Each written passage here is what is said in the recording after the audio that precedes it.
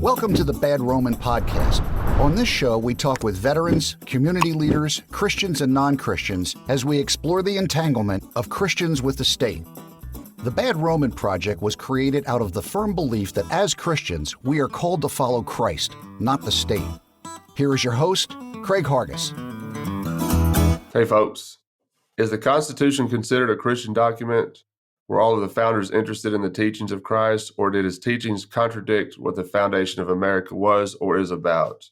Today, backed by popular demand, Mike Gaddy is on the show. Mike came on to talk about secession on episode 24 and is gracious enough to come and talk about today's topic as well. This is a topic I've been wanting to cover for quite some time now because it seems to keep coming up with the Christian right, and I think it's something that is going to be a hot topic for years to come. And Mike has the understanding of the founding and how they were when it came to Christianity. And I wanted to have him back on to talk about this. Right. We'd rather serve God than serve Caesar, you feel me?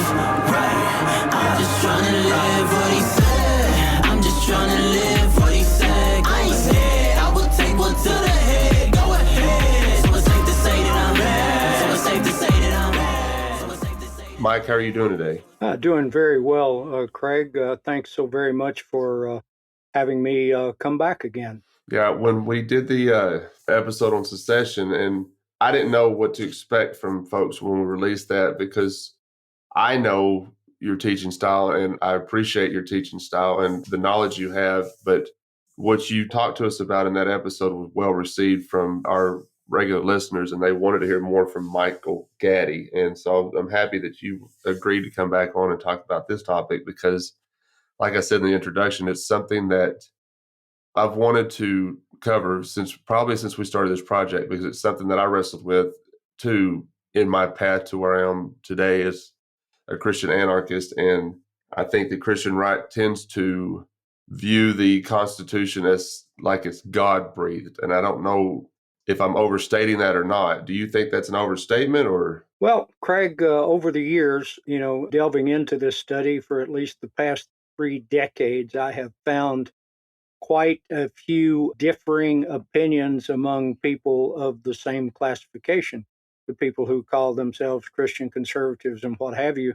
And I can remember going way back when I first started doing my programs, and I would ask the people at my classes, do you think that the Constitution was inspired by God? And, the great majority says yes.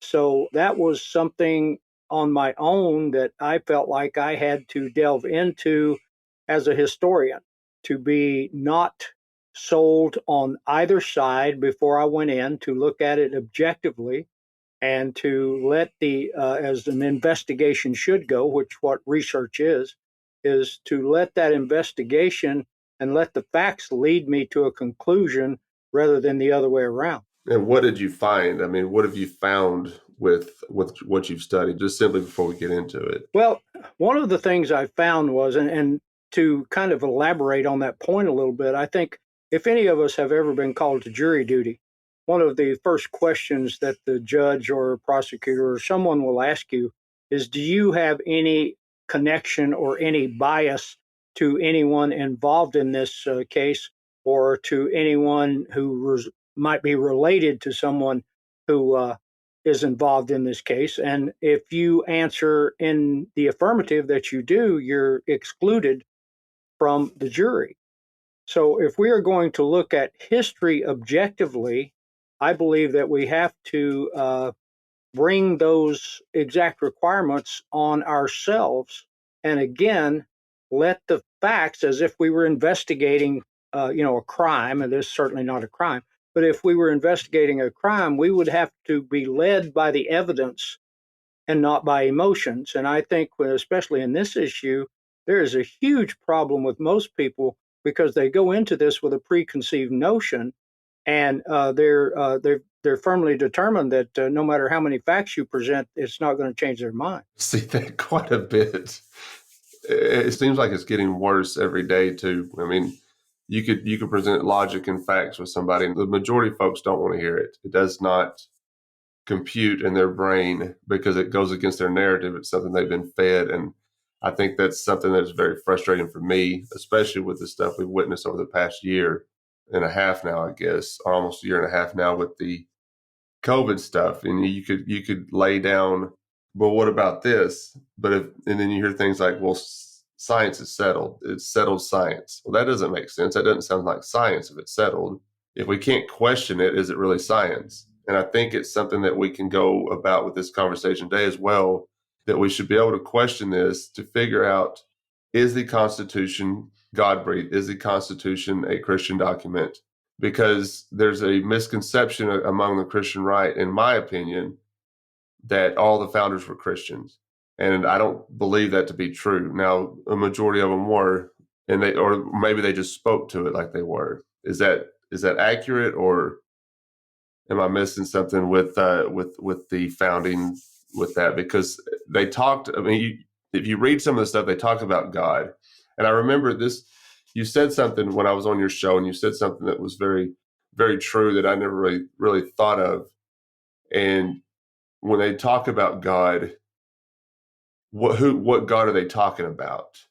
Are we talking about the God of the Bible, or are they talking about another God? We don't really know for sure. Well, Craig, the one thing, the way that we have to compile the evidence is we have to go to, what did they say?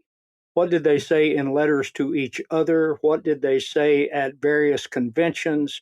The other aspects. I think we have to take it in a collective sense to find out exactly, were the founders religious? Yes, very much so. But is religion Christianity? I think a lot of people get caught up on the fact that they believe that if someone mentions God, that they are automatically a Christian. And that was my point when you were on my program, and that is not always true. So the thing that I noticed in really delving into and reading thousands and thousands of letters between people who were founders, people who were instrumental in the founding, and looking to other aspects, we know, number one, that a lot of people came to America, some even, putting themselves into indentured servitude for years to get here, many to escape religious persecution in England. So we have to factor that into the very fabric of the people who came to this country. And so we know that to be true. We also know, if you go back and read, and I've done quite a bit of research on this, that many times the Bible is mentioned among the founders, or those we call founders, and the people in the founding era. And one of the things noticed is, like, for instance, we've got John Adams, who says that there was no greater promotion of a republic, or no greater book of a republic, than the Bible. And of course, John Adams was not a Christian. And he, in his last letters to Jefferson, he was very proud of being a Unitarian. So we have to look at this, and there's two phrases we have to entertain, and that is monotheism, and are the people believing in one God, or they believe in Trinitarianism, and the three, God, the Father, and the Holy Ghost. And there's a difference in those beliefs.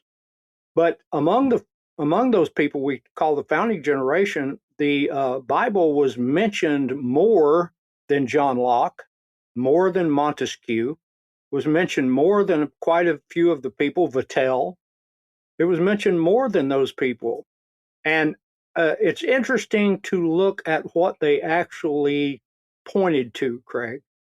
The most popular verses that were quoted among these founders in all of their writings were 26th chapter of Leviticus and the 28th chapter of Deuteronomy. There were very, very few mentions of the New Testament at all. And ironically, the one part of the New Testament that was most mentioned by the founders was Galatians chapter 5, verse 1. So I think that is very indicative when we start to think about this, that these people actually mentioned the Bible as often as they did, but they were much more in tune at that time to the Old Testament than the New Testament. That makes sense. And before we get into this, I want to ask you something, because in our conversation leading up to this and preparing for this episode, you told me that this is a topic that is very important to you. And what about this topic? Why is it so important to you to talk about this today? Well, if we believe something false, then that's going to affect our decision-making process over and over and over again. So it's important to me. That's one of the important things to me about history. That's why I love history so much, is what is the actual truth? Because if your decisions are made on a false narrative, they're never going to bear good fruit. So your decisions must be made on factual evidence. And that's why I went back to the old jury, picking a jury. And I believe that you have to look at the evidence as presented. And I think that is critical in this, especially when it comes to what we consider to be our founding document. Although I do not call it our founding document, I think the Declaration of Independence was our founding document. But many people refer to this as our founding document, and it is what our government is based on. So I think a thorough understanding of that is a pathway to true history, is a pathway to good decision. All right. So in our conversation leading up to this, you sent me a quote, and I don't know if you think I should read the whole thing, but it's a quote by Gary North. And to start this topic off, it says the ratification of the United States Constitution in 1787 to 88 was not an act of covenant renewal. It was an act of covenant breaking. The substitution of a new covenant in the name of a new God. And in God, it's lowercase g. And this was not understood at the time, but it has been understood by the humanists who have written the story of the Constitution. Nevertheless, they have not presented the history of the Constitutional Convention as a deception that was produced by a conspiracy. The spiritual heirs of the original victims of the deception remain unaware of the deception's origins.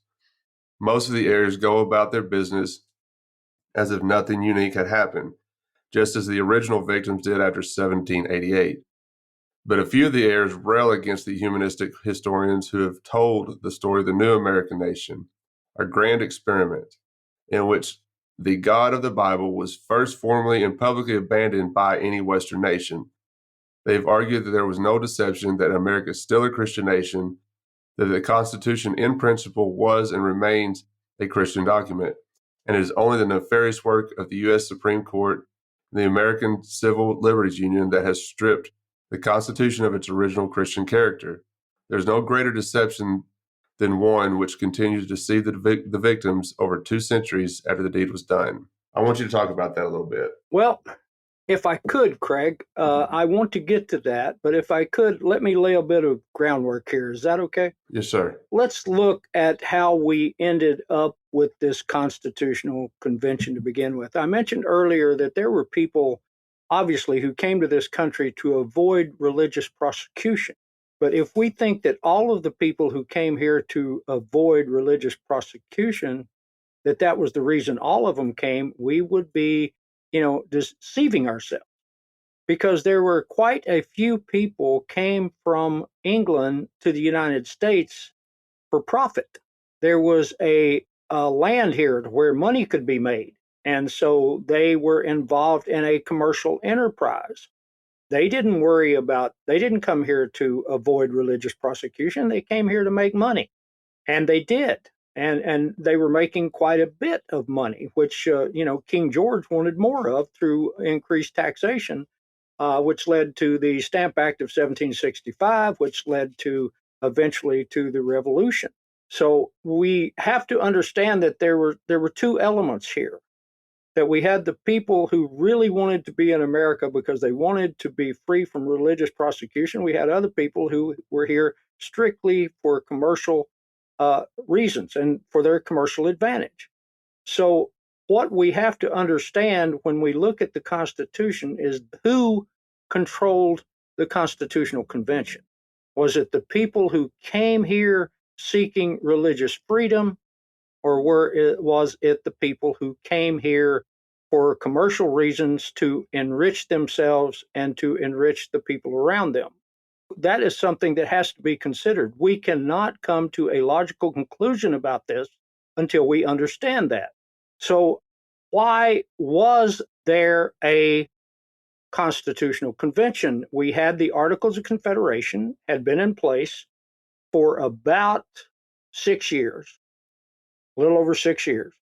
They had been in place. Most of the people that we call Federalists had taken over and won over most of the legislatures of the majority of the states. So we have the Federalists, or, in many cases, some of those people were monarchists. And John Mercer, a delegate from Maryland, actually made a list of people, and he put it and sent it back to Maryland, of the people he felt were at the Constitutional Convention to create a monarchy. So we have to understand and to take in all of these things. And for people to make a decision on the Constitution without knowing all of these factors is an effort in futility, because you're going to be forced to make an emotional decision and not a logical decision. So let's look at what in the Articles of Confederation, which was written by John Dickinson, who is another man who talked about the Bible being the sign of a great republic, a book of a republic. So John Dickinson was the author of the Articles of Confederation. Now, a great historian by the name of Merrill Jensen, who wrote extensively in the 30s, 40s, and 50s, I believe, Merrill Jensen said that the Articles of Confederation were written by the generation that had just been involved in and had just decided that they would revolt from the most powerful nation on earth in search of freedom and liberty. So those were the people that had written the Articles of Confederation. Now, the Articles of Confederation contain many of the things that the people today wish they had in their government. The Articles of Confederation had rotation, as Thomas Jefferson called it, which was term limits. You didn't have professional politicians. You didn't have a man who had been in Washington for 47 years running for president. That was impossible under the Articles of Confederation. Nancy Pelosi would have been impossible. Charles Schumer, Mitch McConnell, all of these career politicians would not have been able to exist under the Articles of Confederation. Now you have to ask yourself, is that a good thing or a bad thing? Well, let me stop you real quick, because that's an interesting point, because I hear these things about term limits quite a bit. And you know that at one time I was involved in the John Birch Society. And one thing they were always against were term limits, because they believed that these folks could be voted out of office if the people had any kind of working knowledge of the Constitution. Now, I don't know where I stand on that anymore. Like I said earlier, I don't really care anymore about some of this stuff, but I didn't know that about the Articles of Confederation. So that's an interesting point, because we wouldn't have Nancy Pelosi or Schumer or McConnell or any of these career politicians. So maybe it is a good point, because people don't really have any interest in learning the Constitution and voting based on the Constitution. They vote based on emotion, like you were speaking earlier. But I don't know. I wanted to bring that up because that's interesting. I never really thought about that as far as the Articles of Confederation is concerned. Well, one of the things that I always remember with this, Craig, is I stop and think about what Thomas Jefferson said. And Thomas Jefferson said rotation, or term limits in today's vernacular. He said that rotation allowed the people to make themselves available of the genius of their community.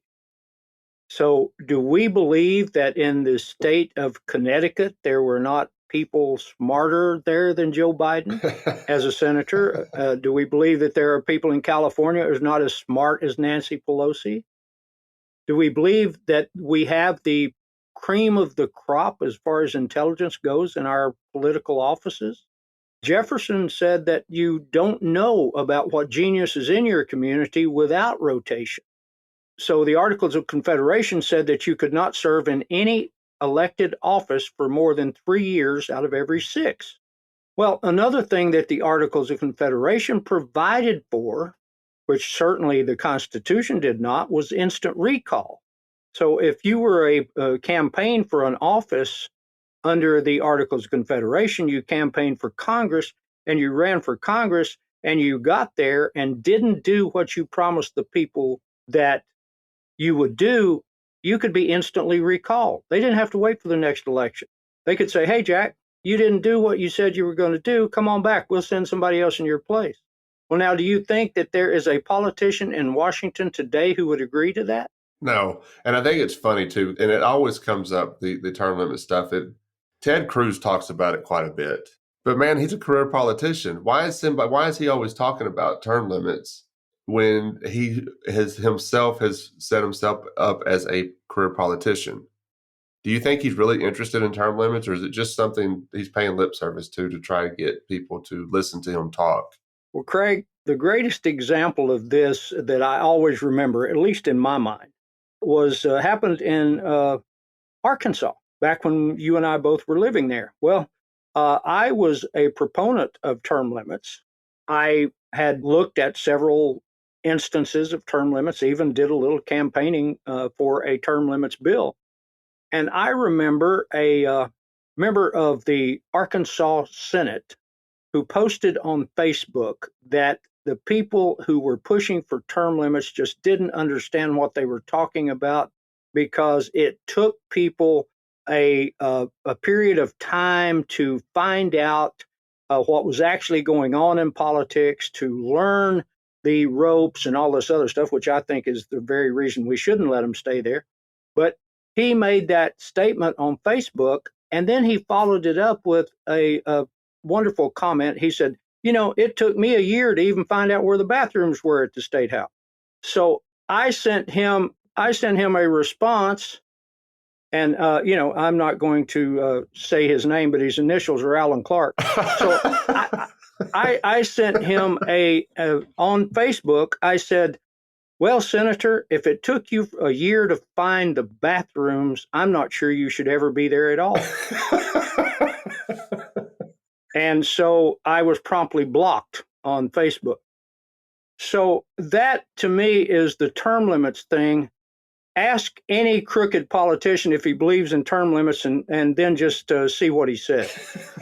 It's just, they don't want term limits. But the thing that was stifling the Federalist or the monarchist or the nationalist, and there were factions of those three together, the thing that was really stymieing them and all of their proposals, especially their most sacred proposal, which was unlimited taxation, they could not acquire that under the Articles of Confederation.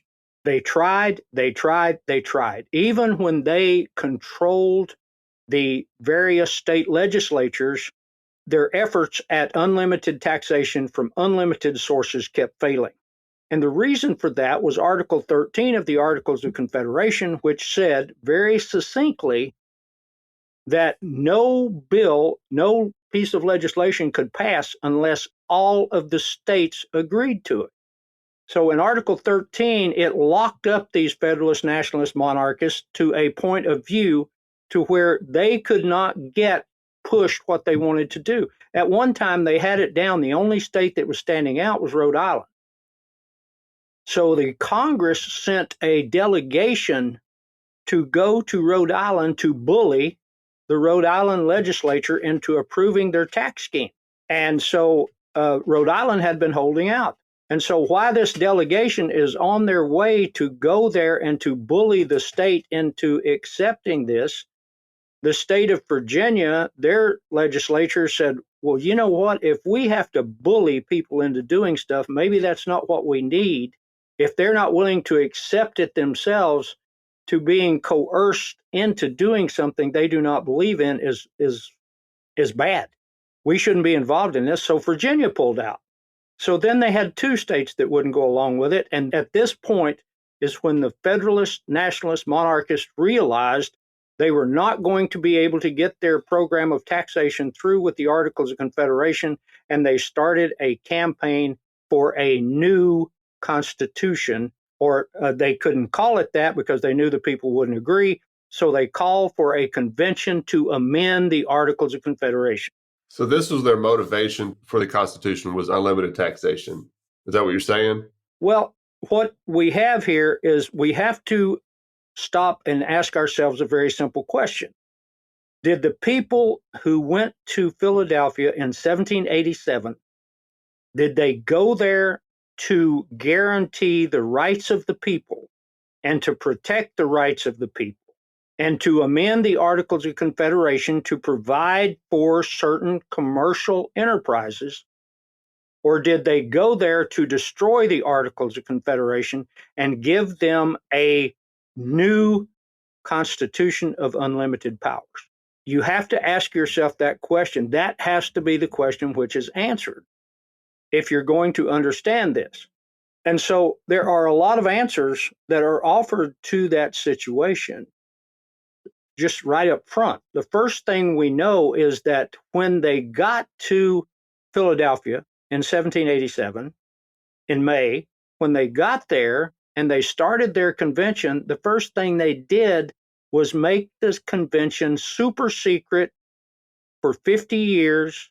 No one could say anything about what went on. They couldn't even talk to their people who elected them to be there, which Luther Martin was very upset about. He said, "You mean I can't the people in Maryland who trusted me and sent me here, I can't even talk to them about what's going on here?" So everything was secrecy. They had armed guards at the door so people couldn't get in to find out what they were doing. They put blankets up over the windows so that people couldn't hear what was taking place inside. And this is in the summertime. Believe me, they didn't have air conditioning. This could not have been comfortable.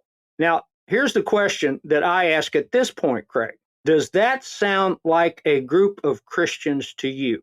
Not at all. That's what I was going to say, is because we know that, and it's a phrase that people on the libertarian side, they'll say taxation is theft. So we know that the Bible says that thou shalt not steal. So if they were trying to change or go to the Constitution away from the Articles of Confederation because they could not have unlimited power or unlimited taxation, they were not acting very Christ-like in wanting to be able to tax us to our knees if they saw fit, which they do already. So I think we answered the question, is the Constitution a Christian document? Well, there's some other points I would like to make along those lines, which will find their conclusion in a question. We know on several instances that the Quakers in Philadelphia provided a written proposal to the Constitutional Convention. They gave this written proposal to two people, two delegates, Tench Coxe and Benjamin Franklin. And what the Quakers, who are considered to be Christians, what the Quakers were asking the convention to do was to outlaw slavery. And again, they gave this to Tench Coxe, who was the president of their foundation. So Tench Coxe and Benjamin Franklin, we know, it's documented, carried to the Constitutional Convention. Of course, it was in their city of Philadelphia. They carried this to that convention, a petition to end slavery. It was never read. Neither Franklin nor Tench Coxe ever read that proclamation for consideration to the Constitutional Convention. Did they not read it themselves, or they just didn't read it to the folks there at the convention?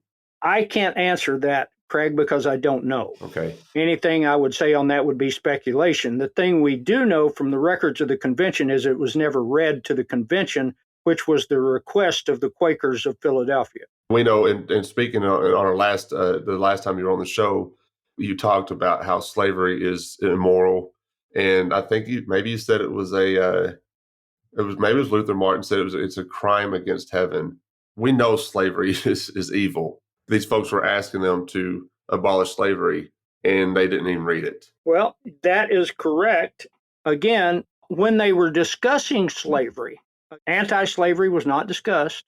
Abolishing slavery was not discussed. This petition to end slavery was not discussed. So when slavery did come up, when slavery was discussed, here is what Luther Martin, now there is no record of Luther Martin being a Christian.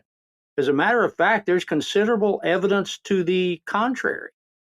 He was a known abuser of alcohol. Many referred to him, of course, he was the longest sitting attorney general in the history of the United States, state attorney general from Maryland. probably the most brilliant legal mind at the convention. That's why most people have never heard of him. Now, that's Luther Martin, folks, not Martin Luther. Two totally different people.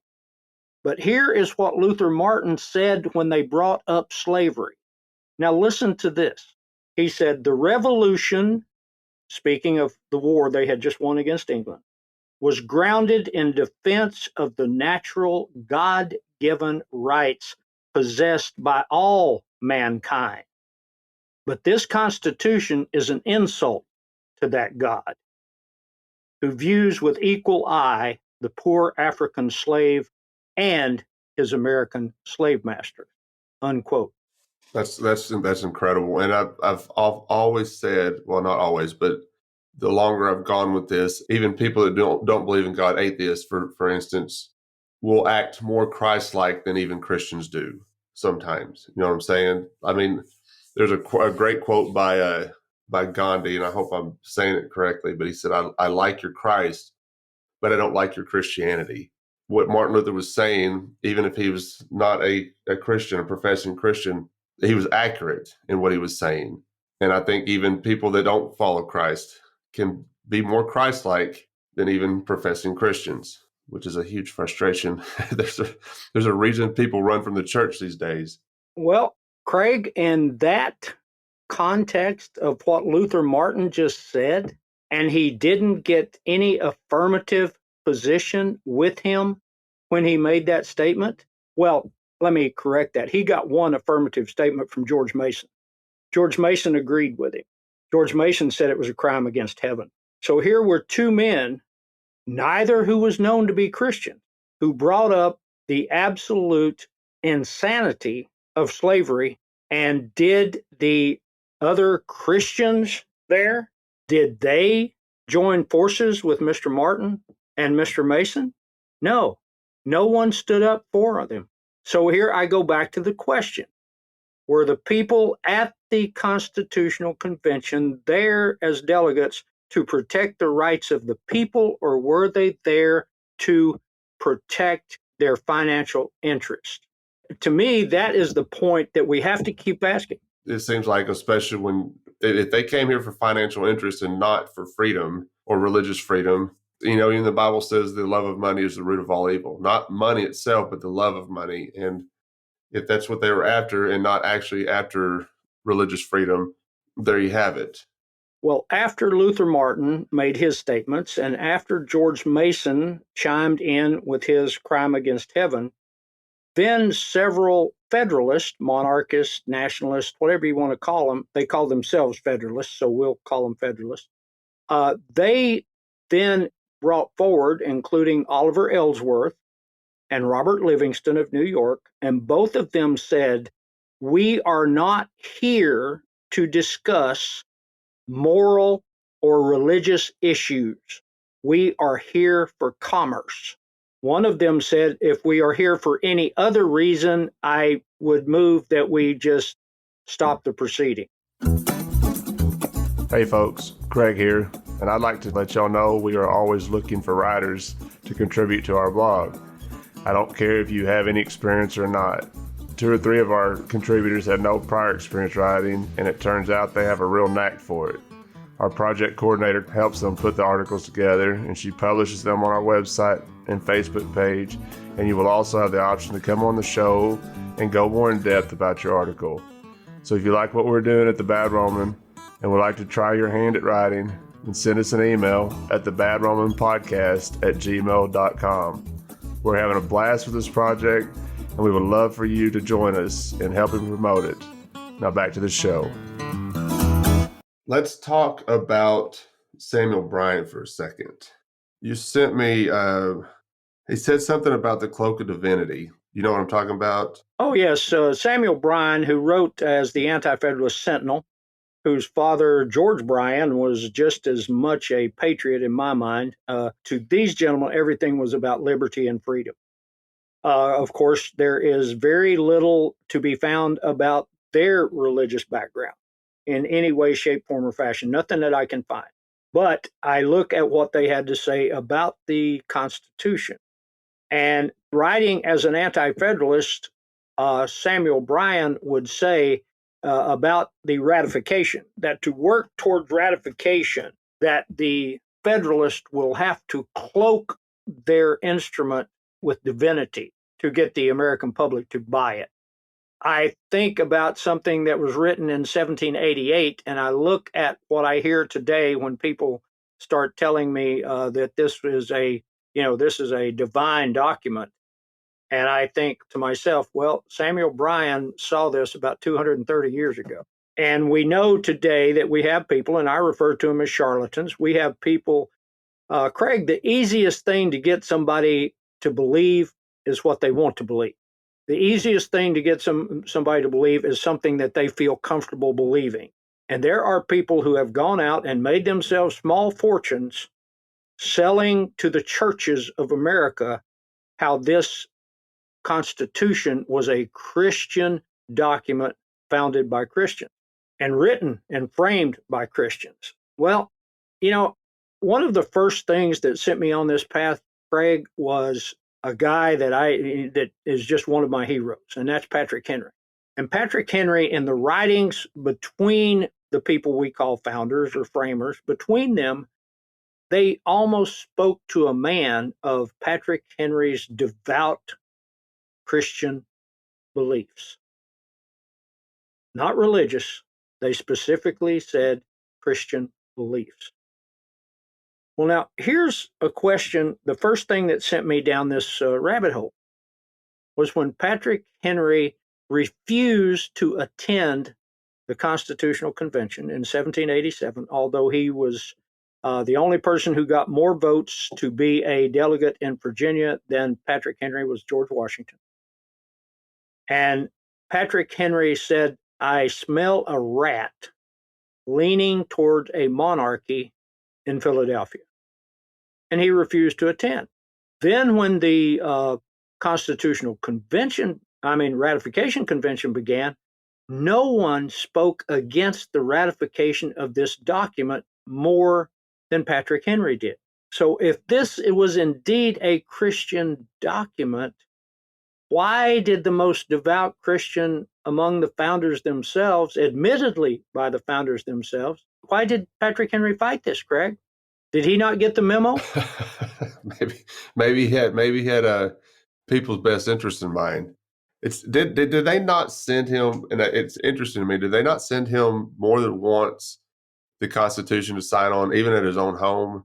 I think I read this in the book Lion of Liberty. It's a book you introduced me to. And did they not send him documents to sign or try to? It seemed like it was very important to them to get Patrick Henry on their side. They tried more than once to get him to sign on to it, and he kept refusing. Well, when you look at the letters, James Madison, especially between James Madison and George Washington, it was just Madison was saying, if we don't get Patrick Henry on board here, we are in serious trouble. This man carries too much influence. They invented fake news. So they published in several of the leading newspapers, especially in New England, that Patrick Henry had indeed decided to support the Constitution. And there's nothing anywhere near true about that. So they said by their own actions that they were tremendously worried about Patrick Henry. And yes, there is, something I can't confirm but through one source, and I trouble about things that only have one source. But Patrick Henry was even offered perhaps a position on the first Supreme Court if he would endorse the Constitution.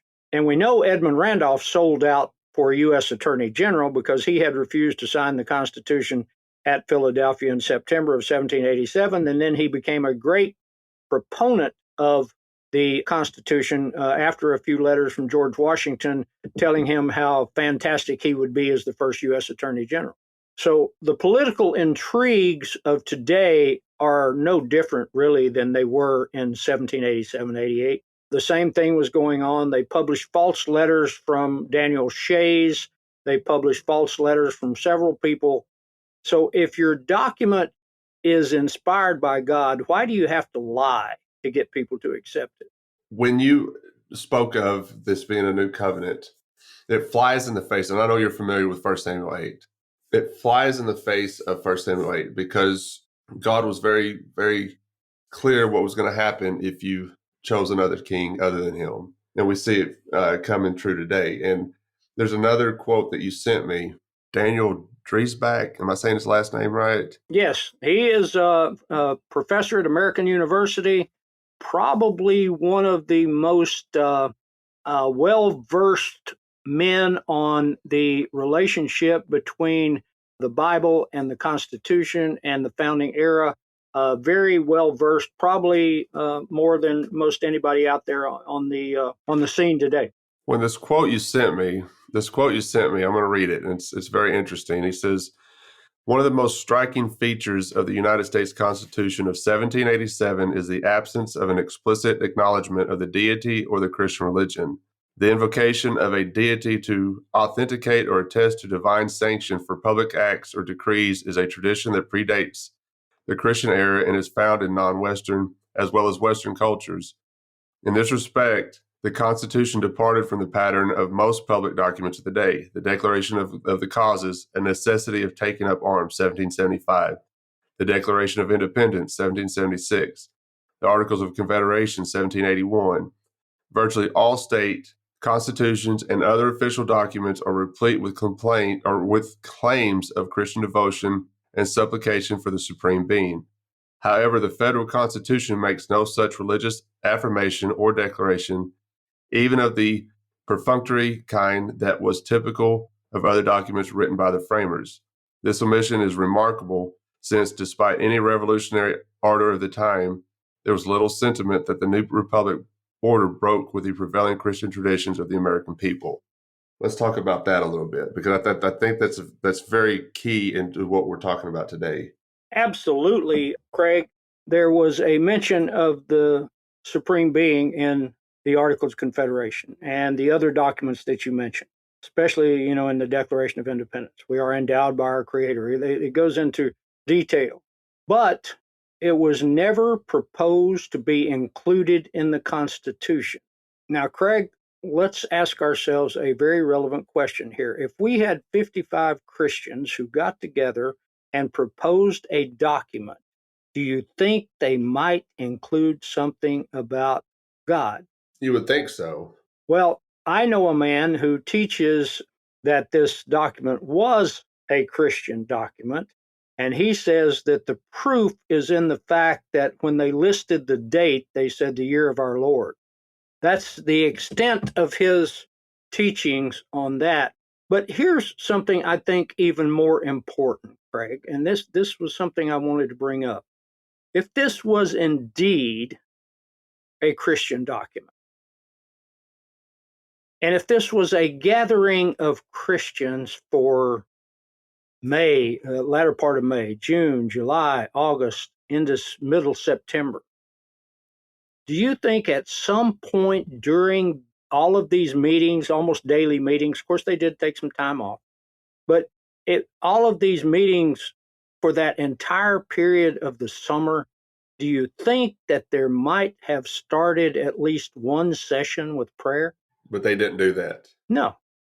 How many times do you think you could get a group of professing Christians to meet for anything that they considered as important as the government, as important as a constitution, to not ask for God's blessings on their actions? Or some guidance. Yes.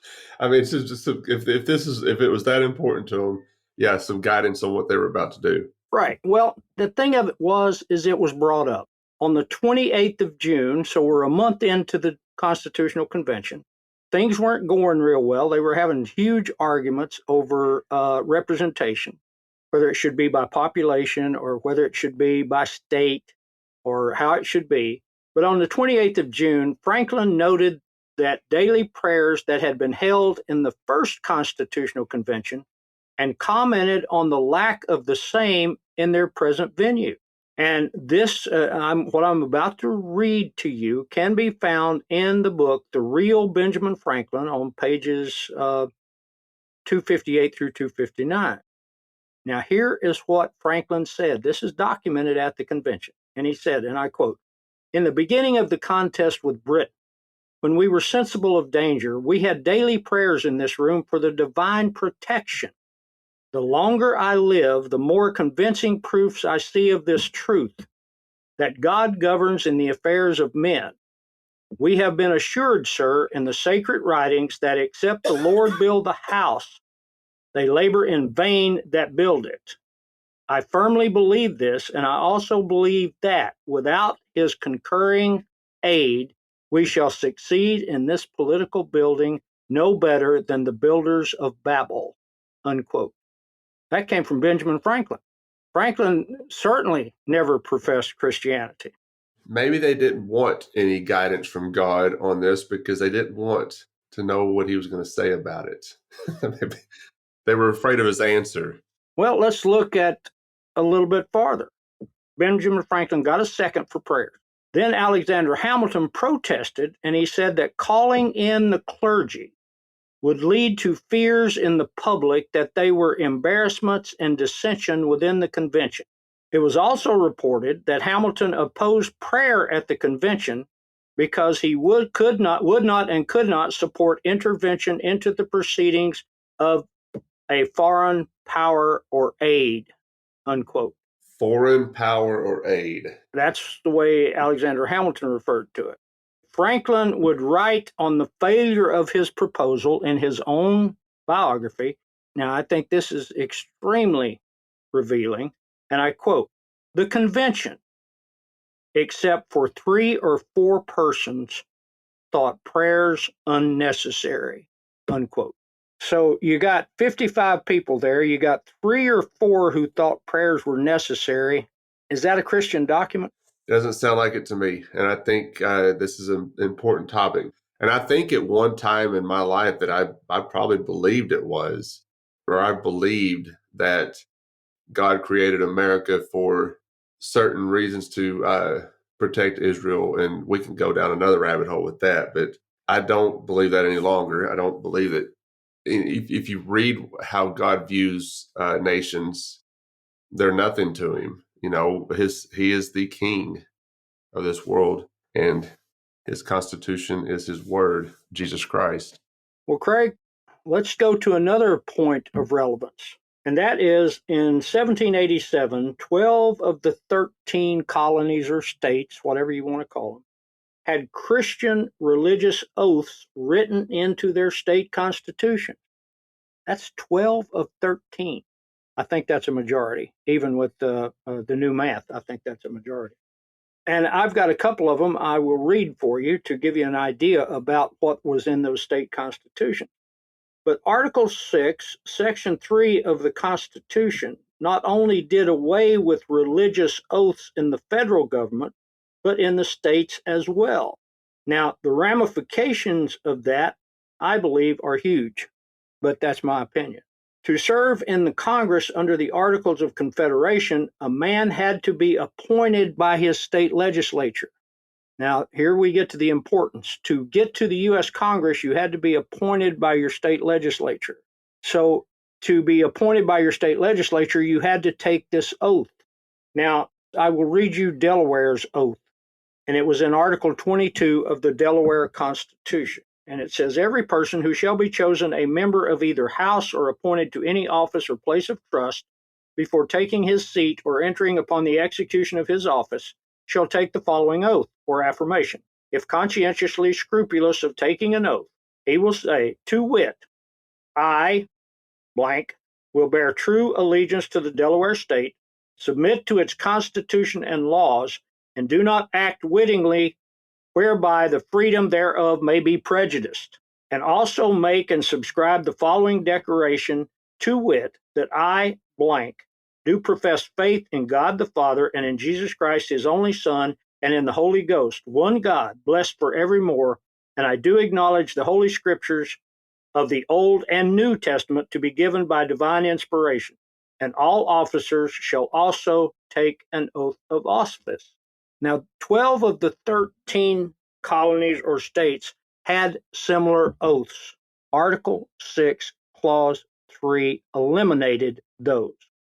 Now, if the men at the Constitutional Convention, if they said, okay, we're going to eliminate an oath to any religion, if 12 of the 13 states had an oath to the Christian religion, what were the people that the Constitution eliminating? Sounds like they're eliminating God. If you read Article 6, Clause 3, you will see they not only eliminated that oath in the federal government, but in the state governments as well. And they had to do it in the state governments because if you will remember, before the totally unconstitutional 17th Amendment, the senators were elected by the state legislatures. So they would have had to take that state oath. All right, so here, now let's go back to Luther Martin. Again, the gentleman who spoke out against slavery and there's nothing anywhere that would say that he was ever a Christian. But what did he have to say about this Article 6, Clause 3? Now we have to remember, Luther Martin was there.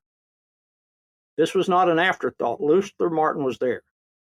And he said, the part of the system which provides that no religious test shall ever be required as a qualification to any office or public trust under the United States was adopted by a great majority of the convention and with very little debate.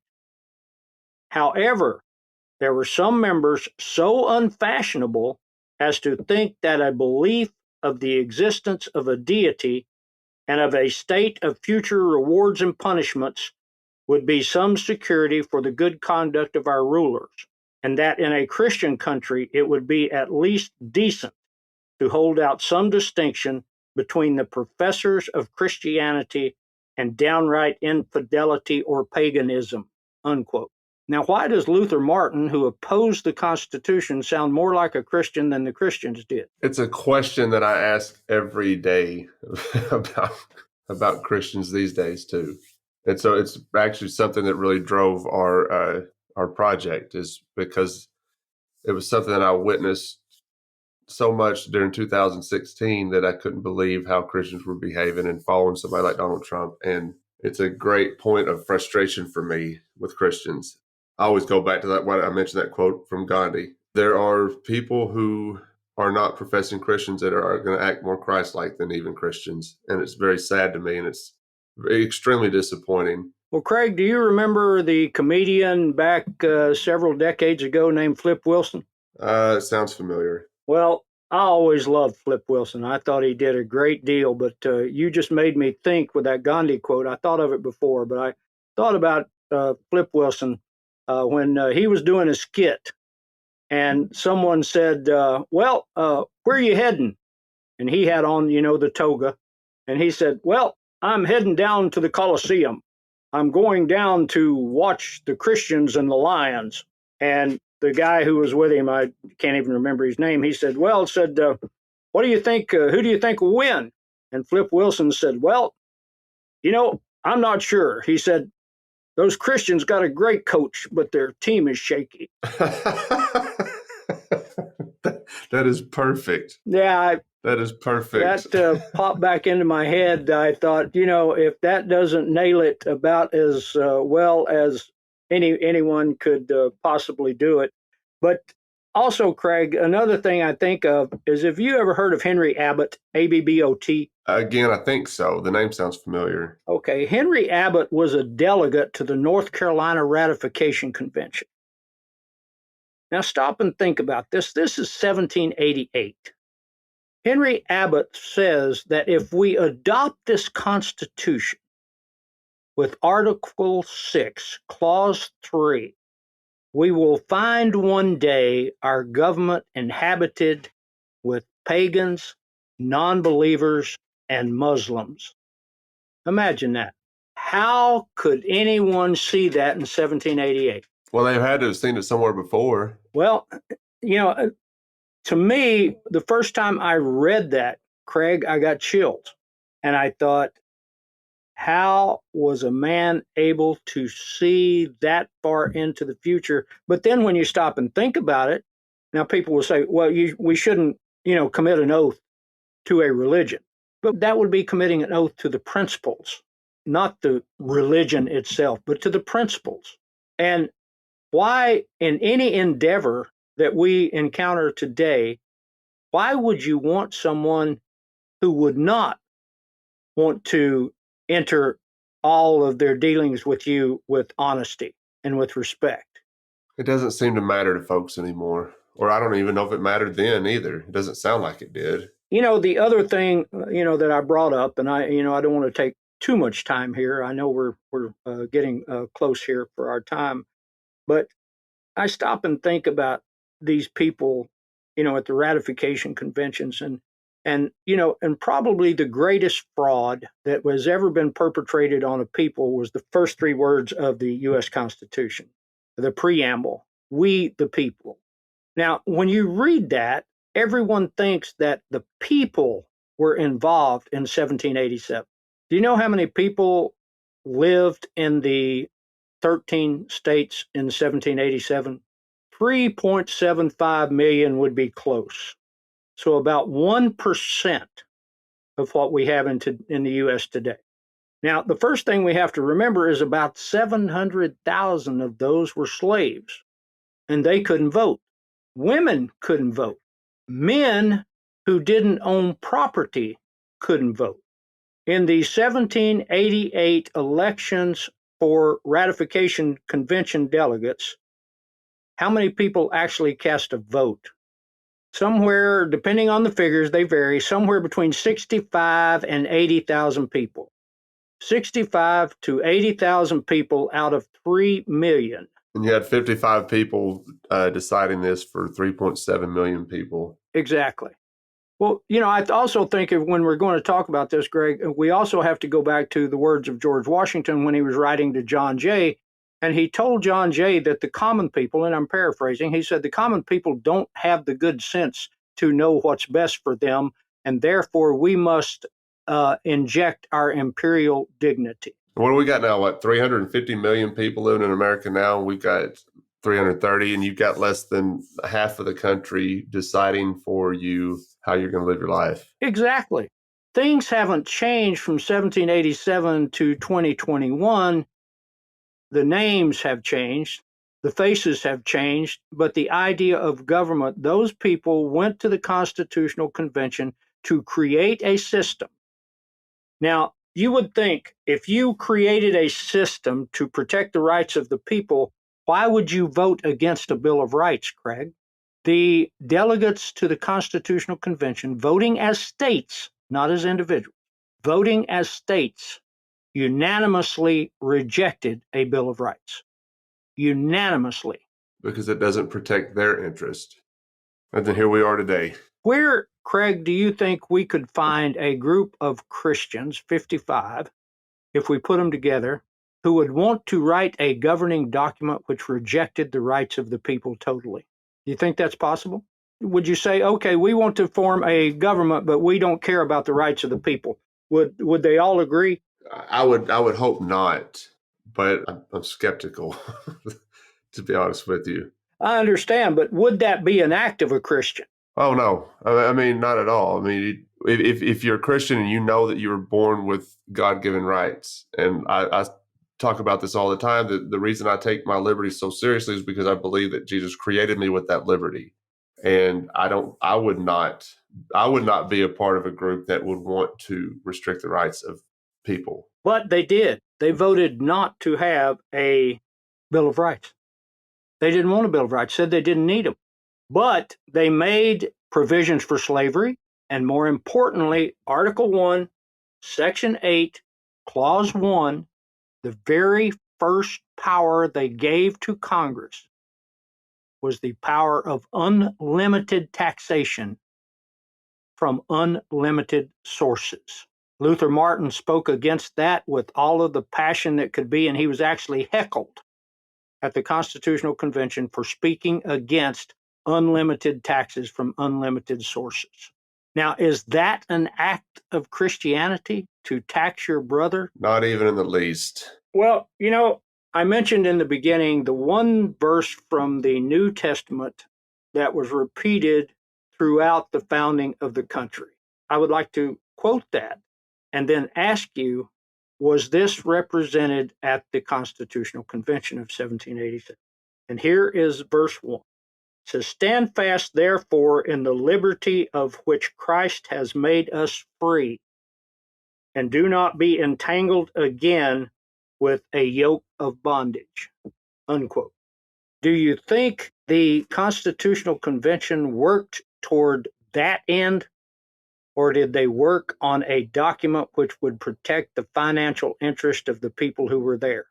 The latter. They certainly didn't have our liberty in mind. Well, I hope we've covered that subject for you, Craig. Yeah, I think so. I think this has been a great conversation. I think we could probably go on for hours about this, actually. Maybe we could do another episode and continue on. Well, I would entertain that at some time. I know you have an awful lot to do. You're pursuing a lot of things. I just want to congratulate you on your efforts. You're doing yeoman's work, my friend.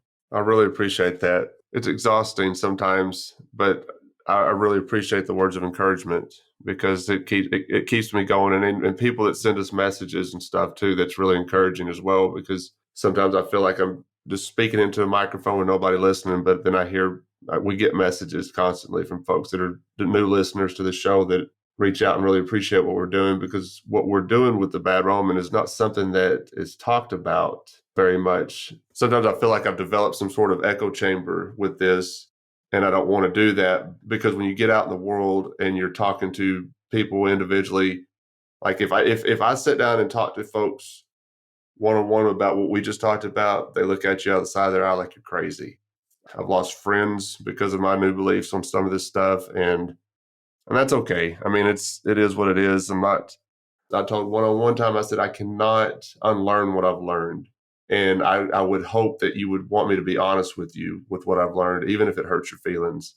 And that's not what I'm trying to do, is hurt people's feelings. I'm just trying, there's things that I've learned that I think people need to hear. And I think you mentioned in the first time we talked on the show that when you were learning things about the Constitution, then people would turn around and run from you like their hair were on fire.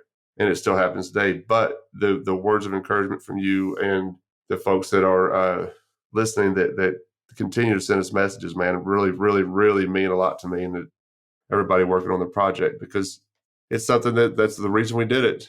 Somebody asked me, because I'm pretty blunt and I'm pretty bold about what I believe. And somebody asked me, said, is that working out for you? And I said, I don't know. I said, what I do know, though, is it's causing people to think. And that's all I really want people to do, is think. Think about what you believe before and compare it to what's actually happening. And if you can get one person to think, they can get somebody else to think. And it's like a domino effect. I think, we may not see it in our lifetime, but we have to think about what we're leaving for our children and their children and so on. At least we can say, and I know you've been doing this for a number of years, but at least we can say when our time comes that at least we tried. At least we said something. At least we stood up for something. What's that country song? If you don't stand for something, I think it was Aaron Tipton. He said, if you don't stand for something, you'll fall for anything. And I think it's very true. Well, man, I appreciate your time. I really enjoy speaking with you, and I really enjoy our messaging and stuff. And I hate that I don't have a lot of time sometimes with work and all, but I really do enjoy our conversations, and I really appreciate all the work that you're doing. I want to give you some words of encouragement. Keep doing what you're doing, because people are listening. And like I said, people, when they heard you for the first time on our show, they really reacted positively to it, which didn't surprise me. Just wanted to tell you, though, I have a real problem, and that is I don't know how to quit. That's good, though. That's not a problem. Well, some people think it's a problem, but I do not know how to quit, and I can't quit. So, I am thankful for that. And I appreciate the opportunity to come discuss this subject with you. It's something that certainly needs to have more discussion than it gets. I agree. I completely agree. Well, tell us about your show and where they can find you if people did not catch our first episode. Okay, well, right now I'm just doing 2 programs, and both of them on Revolution Radio, Studio A. One of them is at Friday at noon, where I go into a forensic, what would we call it, a forensic autopsy of the Constitution. We go into word by word or clause by clause. We go into the discussion around that, and we also deal with the characters of the founding generation that most people have never heard of. When you ask people to name 3 founders, they can usually come across pretty well, but you ask them to name 20, and they really have a problem. So we try to bring some of these people like Luther Martin and Henry Abbot and other people out to the forefront where their contribution was just as important as the other. And at 6 p.m. Eastern on Rev Radio, I do a program called Addicted to Our Own Destruction. So thank you for allowing me to talk about those two programs, Craig. Yes, sir. And both times are Eastern, right? That is correct, sir. Okay, great. Well, Mike, I really appreciate your time, and I really want to have you back on at some point. And well, I'm sure we'll find another topic to talk about, or we can just continue this one as well. But I want to let you get back to your day, and so you can prepare for your next show. Thank you, my friend. Have a great day. Yes, sir. Thank you. Thanks for joining us this week on the Bad Roman Podcast. Be sure to subscribe to the show wherever you find your podcasts to never miss an episode. And while you're at it, if you like what you heard, we'd appreciate a rating on iTunes. Or if you'd simply tell a friend about the show, it really helps people find us. 100% of donations are given to local charities in Memphis, Tennessee. To learn more about the Bad Roman Project and to find show notes, please visit thebadroman.com.